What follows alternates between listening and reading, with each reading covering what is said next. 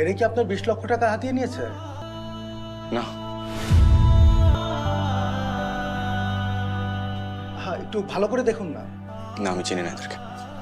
এরাও না? স্যার, আমি যাই, আমার অফিসে কাজ আছে।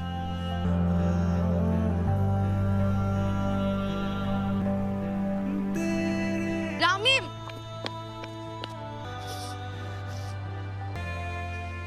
কেন মিথ্যা বললো ওনাকে? কেন আমাদেরকে ধরিয়ে দিলে না? তোমার ভালোবাসাটা মিথ্যা হলেও নীলিমা, তোমাকে একটা অনুরোধ করবো। হ্যাঁ, তুমি যে মাফ করার প্রতিদান যদি তুমি আসলেই চাও,